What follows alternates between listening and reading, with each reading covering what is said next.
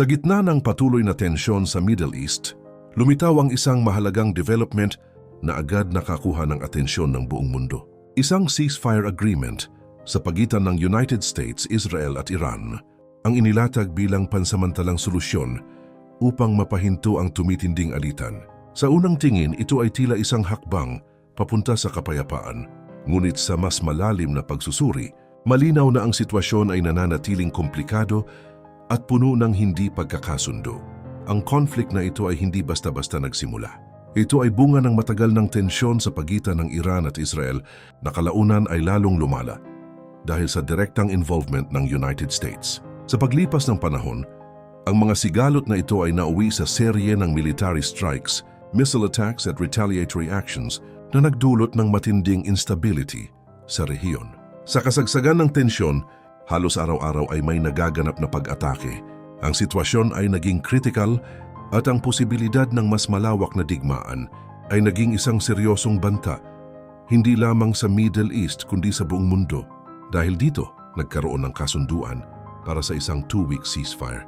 Sa ilalim ng kasunduang ito, pansamantalang ititigil ng United States at Israel ang kanilang military operations laban sa Iran habang ihihinto naman ng Iran ang kanilang retaliation. Gayunpaman, ang kasunduang ito ay malinaw na pansamantala lamang. Hindi ito isang permanenteng solusyon, kundi isang pagkakataon upang pahupain ang sitwasyon at magbigay ng espasyo para sa diplomasya. Isa sa mga pangunahing dahilan kung bakit nagkaroon ng ceasefire ay ang lumalaking pressure mula sa iba't ibang sektor. Pero bago po ang lahat, baka pwedeng palike ang video nito, kaibigan. Huwag mo na ring kalilimutang mag-subscribe dahil napakalaking tulong na ito para sa aming mga content creators. Maraming salamat po. Ang patuloy na giyera ay nagdudulot ng malaking epekto sa ekonomiya, lalo na sa global oil supply. Ang Strait of Hormuz, isang mahalagang ruta para sa langis, ay naging sentro ng pangamba dahil sa posibilidad ng disruption. Kasabay nito, tumataas din ang panawagan mula sa international community para sa kapayapaan. Maraming bansa ang nag-aalala na ang patuloy na tensyon ay maaring humantong sa isang mas malawak na digmaan na posibleng makadamay sa iba pang rehiyon. Ang diplomasya ay naging isang mahalagang bahagi ng kasalukuyang sitwasyon. May mga ongoing negotiations na layuning makahanap ng mas matibay na kasunduan. Gayunpaman, ang mga usaping ito ay nananatiling sensitibo at komplikado. Sa kabila ng ceasefire, nananatiling fragile ang sitwasyon. May mga ulat ng patuloy na tensyon at mga insidente na nagpapakita na ang kasunduan ay madaling masira. Ang kakulangan ng tiwala sa pagitan ng mga panig ay isang malaking hadlang sa pagkamit ng pangmatagalang kapayapaan. Dagdag pa rito, hindi saklaw ng ceasefire ang lahat ng conflict zones. May mga lugar kung saan nagpapatuloy ang military operations, partikular sa mga rehiyong may kaugnayan sa mga grupong kaalyado ng Iran. Ipinapakita nito na ang ceasefire ay limitado lamang at hindi ganap na sumasaklaw sa buong sitwasyon. Ang mas malalim na problema ay nakaugat sa magkakaibang interes ng bawat bansa.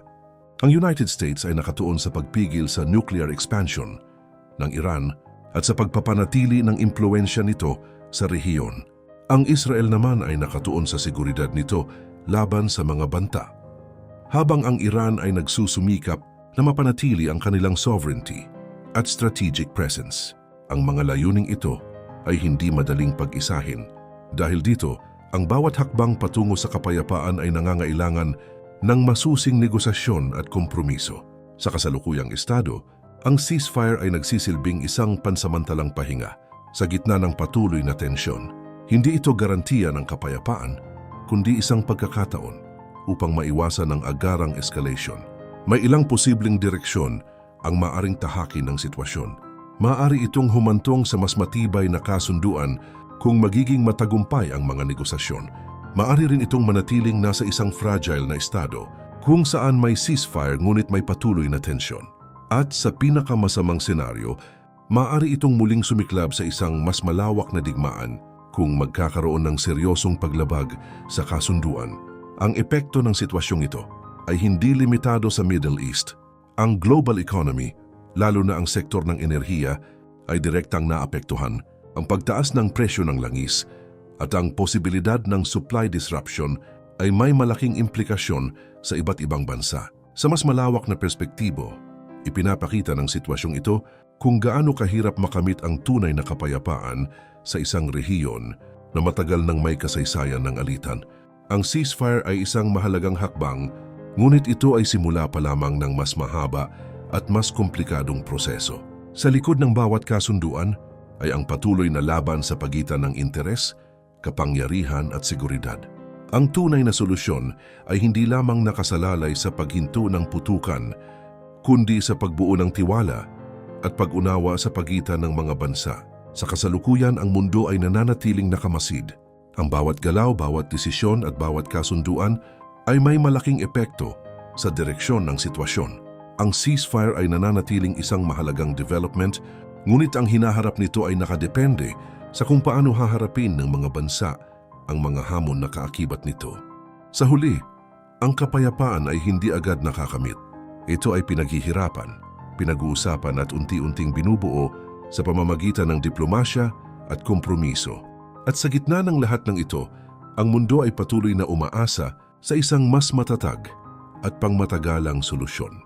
Sa patuloy na tensyon sa pagitan ng United States, Israel at Iran, malinaw na hindi lang mga bansa ang naapektuhan ng giyerang ito. Ang pinakakawawa sa ganitong sitwasyon ay ang mga ordinaryong tao, mga pamilyang nawawala ng tahanan, mga batang lumalaki sa gitna ng takot, at mga inosenteng nadadamay sa labanan na wala naman silang kinalaman. Habang nagpapatuloy ang alitan, patuloy ding nasisira ang kabuhayan, ekonomiya at kinabukasan ng milyon-milyong tao.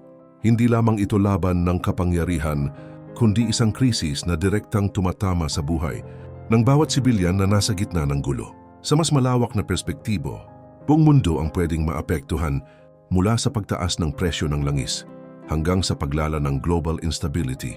Ang epekto nito ay hindi na limitado sa iisang rehiyon. Sa huli, kapag hindi ito natigil, ang tunay na talo ay hindi ang mga bansa, kundi ang mga taong patuloy na umaasang matatapos ang giyera at makakabalik sa normal na buhay. Sa digmaan, walang tunay na panalo. Ang kawawa, lahat. Ang sundalo na lumalaban kahit takot, ang pamilyang naghihintay na baka di na siya bumalik, at ang inosenteng nadadamay sa gulo. Sa huli, ang digmaan, puro sakit lang ang iniiwan.